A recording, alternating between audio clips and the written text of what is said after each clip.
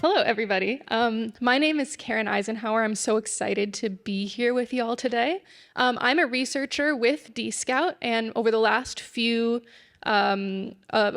little while, I've been working with our research team to talk to experts in generative AI user research, some of whom you've already heard from today, so hopefully I won't be too redundant.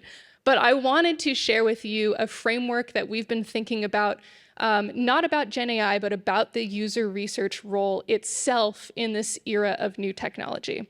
We've heard a lot today about what makes studying this hard, but I want to concentrate on something really simple, which is that it's new. And specifically, it's new to everyone, not just us. OpenAI plopped something new on everyone's desks, from leadership to builders to researchers, all the way to users, more or less at the same time, and we're all trying to figure out what that means for us. The problem is that when researchers hear new, we have a little bit of a different reaction than when our organizations hear new. When research hears new, we see a question mark, right? We see curiosities, we see new landscapes to be explored, we maybe see some major concerns. But our organizations, based on our conversations I've heard, are more likely to see an exclamation point, right? It's an exclamation point of excitement, of massive growth potential, and it's also an exclamation point of alarm. They saw that OpenAI, in its quick growth, almost unseated some of the biggest companies out there, and there is a real sense of anxiety that if they do not get there first, somebody else will. This two news, as I might call them, produces some tension. And in fact, it produces three key tensions we saw in our research that I want to talk about today. And that is the tension of pace, how fast we are doing research and building, focus, that is what we are researching about, and values, what are our priorities when it comes to launch. We've heard some of these three tensions already today, and they appeared in every conversation I had, at least one, often all three. And so I want to talk through those today, but I don't want to be all doom and gloom. I think these three tensions not only have things we need to navigate through, but also some really exciting opportunities for research to navigate towards, some places that might actually be uniquely good for our profession and not just uniquely stressful. So with that, I want to speak through each three of these, starting with pace. These are some quotes from our researchers, and this might resonate with you. It used to be every month or so things change, but now it's like tomorrow, what is going to happen? We know that product cycles are tightening across the board, even in large companies that are used to infrequent releases. I've heard some are getting more and more iterative and faster, and research is being asked to keep up with that quicker product development cycle. On top of that, because it's new to everyone, there's kind of a unique knowledge vacuum. We don't really know how this technology works, but it's often the case that our leadership and our builders don't really know how this technology works, but they're still being asked to build with it.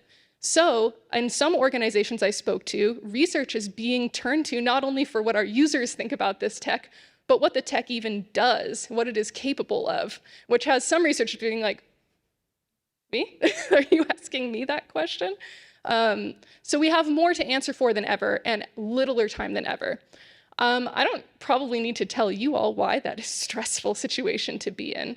But I do think one of the major risks that I heard we're navigating through is just how inflexible these fast timelines are. Fear is hard to argue with. And these timelines are often anxiety-driven enough that our bargaining power for getting more time for research is smaller than it's been in a while. Either we can keep up, or as this participant said, they're going to find their answers in other ways, and we might be left behind. We obviously don't want this to happen, but I think behind this, there's also a really interesting opportunity. And that opportunity lies in the fact that it's not just us that's feeling the time pressure. I don't think our builders necessarily want to be moving this fast either. And as I said before, some of them are trying to work out what is possible at the same time that they're trying to actually build with it, which is very stressful. And they need help. They need answers. And we are the answers people. I think the opportunity here is that if we can rise to the challenge of pace and iteration that our product teams are currently working on, we might actually have the opportunity to work with engineers who actually want our help, which sometimes is not the case historically, right? If we can get them information quickly, we might be able to cast ourselves as trusted thought partners, co-collaborators, and sense makers as we are all looking at this new technology together. The question of how we get there, I think there's a lot of different ways to do it. And what's exciting about this knowledge vacuum is that there's a lot of low-hanging fruit. Anything that we can get people quickly is going to be better than nothing and is going to help establish that sense of trust and collaboration. Some folks are doing this through quicker turnaround studies by breaking up larger projects into smaller methodologies. And we're also seeing some researchers start to gain personal expertise by experimenting as much as possible with all AI tools they can get their hands on so that they can develop a sense of how these tools work and they can be an authority early on. The second of the three is focus. What are we actually studying? A lot of companies, as we saw earlier, already have products in the pipeline, and they are most interested in whether it actually works, right? Whether it's accurate, what the probability model is, and also how to get feedback on it. So a lot of evaluative questions, and to be fair, these are really slippery questions that we are going to have to rethink as a field. However, the researchers that I spoke to are interested in taking a big step back, as we've heard today. Not just looking at individual use cases and how accurately they're performing, but asking broader questions about how are people thinking about this stuff? How is it going to impact society, our relationships? And how can we be sure that our product is going to do something good and useful for our users? The thing that we're trying to navigate around right now is tech bloat, right? If we are not strategic and high level and able to insert some sense of exploration and strategy, we end up running the risk of producing something that just exists to exist. At best, it's very accurate, usable nonsense that nobody adopts. And because this is so consequential in so many ways, at worst, we could do some real harm. So it's important for us to try to avoid this particular thing as we navigate through a new space. That being said, on the other side of this, we could make a major strategic difference. That is something that we are very good at as a field, establishing new use cases and new direction. And what's unique about this moment is that some organizations are starting to key in on this. The unknowns are so high, they're so obvious, and in some cases they're so high stakes that we have some rhetorical power to say, like, please recognize you don't know what's going on and you need us. And that is an easier case to make now when the field is so wide open than in a place where a product is more well-developed and along the way. Some places that we've seen, like this quote here, are already having the success. Organizations are seeing just how little they know, and they're bringing researchers into higher level conversations than they've ever been in before.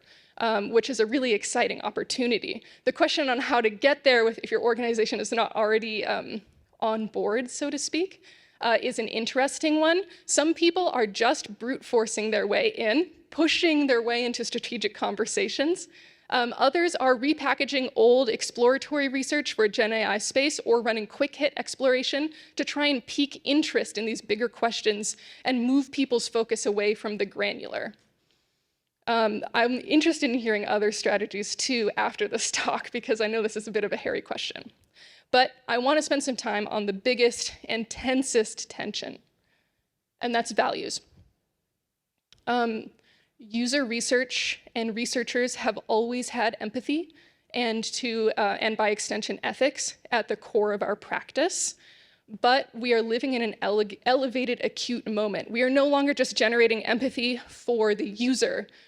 A lot of us feel like we are generating empathy for humanity against this technology and the desire to drive short-term growth with it. That is a huge escalation, and it's a stressful one, right? We've already heard a lot of ethical considerations today, and if I listed all of them, I would be here for another hour. And that's a lot to deal with. As one person or as one team, we've been thinking about this in science fiction for 60 years and counting. How is one person supposed to operationalize that, right? And we can't ignore the real emotional cost that confusion and weight of responsibility is taking on us and our teams. But on top of that, even if we do know what the right thing is to do and we feel confident in it, The real thing that we need to navigate around is being the wet blanket. I heard this in a lot of different conversations, that people are scared that if they raise their red flag one too many times, they're going to get this reputation as a Debbie Downer, as a wet blanket. I heard a lot of different phrases for this, right? Party pooper, that kind of thing. This has real consequences. Not only will our ethical concerns not get met, but researchers are scared of running the risk of having their reputations damaged, of having very real rapport they've spent years building destroyed, and perhaps of even more serious material concerns for our roles and how we operate within our organizations. And this is something that we need to, of course, try to avoid.